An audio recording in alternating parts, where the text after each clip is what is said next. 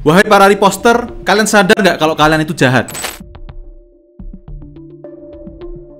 Jadi sebetulnya fenomena repost-merepost itu umum ya di era berkembangnya teknologi informasi seperti saat ini gitu. Apalagi dengan adanya sosial media, informasi itu kayak gampang banget untuk didapatkan gitu. Sosial media yang jadi platform untuk mendistribusikan konten itu tumbuh secara masif. Kita, masyarakat itu dimudahkan untuk mendapatkan informasi, melihat informasi, mengomentari informasi, men-share informasi atau yang sering disebut merepost, bahkan sampai mendownload atau mengcapture secara ilegal. Para perusahaan penyedia platform sosial media itu menyadari bahwasannya netizen, ya, kita masyarakat ini yang ada di internet, itu memiliki kecenderungan saat menyukai sebuah konten, itu tidak hanya akan menekan tombol jempol atau like, tapi juga memiliki kecenderungan untuk men-share ulang informasi tersebut supaya bisa dilihat rekan-rekannya atau teman-temannya di sosial media. Fenomena seperti inilah yang sering kita sebut dengan merepost.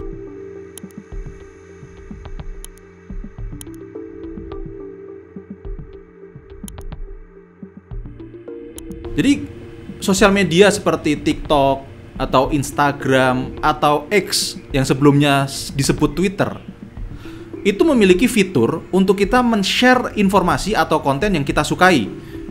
Ada gampang banget, tinggal dipencet tombol repost atau share, maka kita bisa membagikannya ke follower kita atau pengikut kita.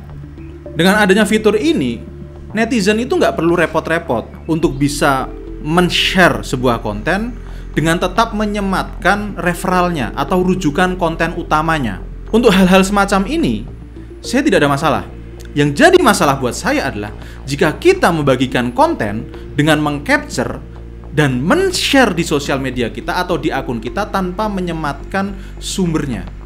Misal nih, kalian lihat sebuah konten menarik gitu. Lalu kalian screenshot konten tersebut, lalu kalian share di sosial media kalian seolah-olah itu adalah konten hasil buatan kalian. Hal inilah yang saya bilang jahat. Kalian tahu nggak sih bahwasannya untuk membuat sebuah konten, bahkan konten yang sangat amat sederhana, itu butuh effort loh, butuh mikir, gitu. Butuh dibikin, butuh diedit, butuh di-share. Lalu kalian seenak jidat aja nge-share itu seolah-olah itu konten kalian. Ini adalah perampokan buat saya. Analoginya gini, emang kalian mau? Kalian kerja, cari duit, membarterkan tenaga, waktu, pikiran, lalu setelah dapat duitnya diambil sama orang gitu aja. Pasti kalian nggak mau kan? Jangan mentang-mentang konten itu bukan sebuah alat tukar resmi seperti duit, lalu kalian bisa seenaknya mengambil itu. Untuk bikin konten sama loh, itu butuh tenaga, waktu, pikiran, sehingga bisa hasilkan sebuah karya. Sebetulnya budaya seperti ini tuh sudah cukup mengakar di masyarakat kita. Ada contoh sederhana, misalkan kita di sebuah tongkrongan, kita lagi ngobrol nih sama teman kita.